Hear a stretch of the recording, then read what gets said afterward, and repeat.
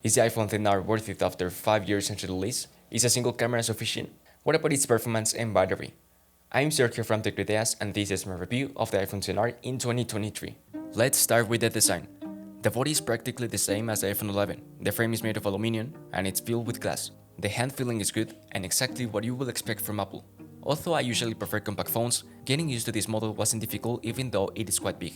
The iPhone XR has a 6.1-inch LCD display, just like the one you'll find on the iPhone 11. Despite its 720p resolution, the display quality is surprisingly impressive, offering sharpness and vibrant colors. Multimedia content looks great. However, on very sunny days, the maximum brightness may fall short and the large bezels are quite noticeable. We can really expect incredible optimization both in the system and apps. It didn't lag at any moment, and I believe this is one of the reasons why someone will choose or switch to an iPhone. Just think. It's easier to improve the performance of your app for a few phones per year compared to all the Android phones that came out every month.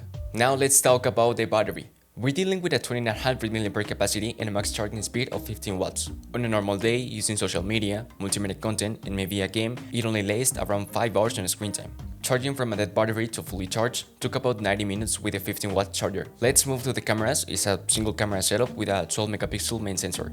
In good lighting conditions, the camera produces surprisingly good quality results for a camera of its age. DL is great, dynamic range is decent, and the colors stand out.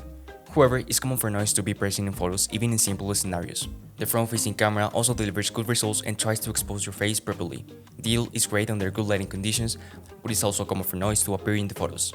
You get usable results in low light situations. Although there is no dedicated night mode, DL is okay and noise is obviously present. However, the photos are well balanced and the final results are nice.